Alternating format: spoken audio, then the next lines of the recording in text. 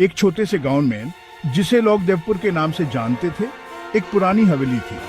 ये हवेली गांव के किनारे पर एक जंगल के पास थी। लोग कहते थे कि यह हवेली किसी राज से भारी हुई है। कई साल पहले एक जमींदार ने इस हवेली को बनवाया था, लेकिन एक रात उसके पूरे परिवार का खोज गया था। किसी को नहीं पता था कि उनका क्या हुआ। तब से यह हवेली सुनसान पड़ी थी और लोग इससे दूर ही रहते थे। एक दिन एक नौजवान लड़का रोहन, जो कि एक राइटर था, अपने दोस्त विवेक के साथ उस गांव में आया।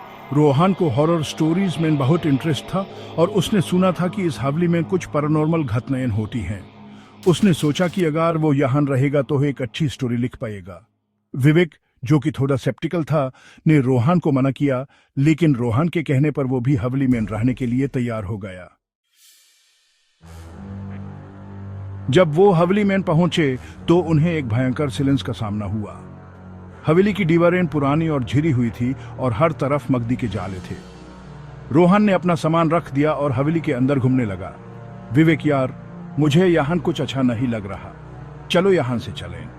रोहन, बस एक रात, फिर कल सुबह चले जाएंगे। रात को जब दोनों ने खाना खाया और सोने के लिए तैयार हो रहे थे, तभी उन्हें हवेली के अंदर से आवाजें आने लगी।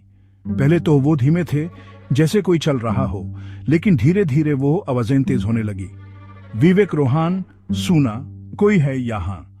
रोहन, शायद कोई जानवर है, लेकिन उनका दिल जानता था कि यहाँ कोई जानवर नहीं है।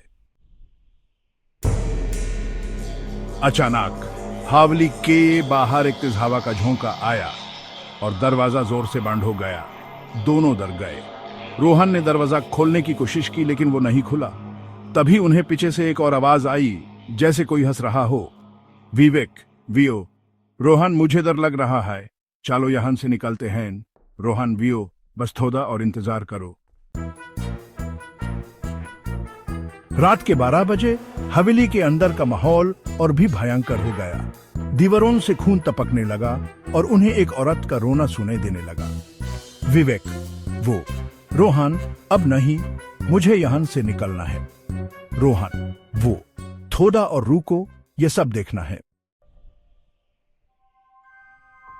तभी एक सफेद चुड़ैल जैसे चीज उनके सामने आ गई।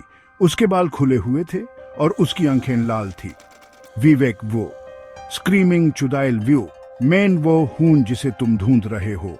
तुम्हारे खानदान ने मुझे मारा था और अब मैं तुमसे बदला लेने आई हूं। रोहन ने समझ लिया कि यह उसके परिवार का कोई राज है जो अब तक छुपा हुआ था। रोहन, वियो, मैं तुम्हें किसी तरह से मदद कर सकता हूं। चुड़ैल, वो, अगर तुम मेरे साथ एक रात बिताओगे तो मैं तुम्हें छोड़ दूंगी। रोहन ने हां कर दी और उस रात उसने चुड़ैल के साथ बिताई। सुबह जब विवेक वापस आया तो उसने रोहन को बेहोश पड़ा। रोहन ने यूं सब कुछ बताया और उसने कहा कि अब वो इस हवेली से निकालना चाहता है। लेकिन जब वो हवेली से बाहर निकल रहे थे, तभी उन्हें एक और डरावनी आवाज सुनाई दी। चुड़ैल, तुम यहां से कभी नहीं निकल सकोगे। तुम्हारे परिवार ने जो किया है उसका बदला मुझे लेना है। और उसके बाद रोहन और विवेक का कोई पता नहीं चला। गांव वालों ने हवेली को बंद कर दिया और किसी ने वहां जाने की हिम्मत नहीं की।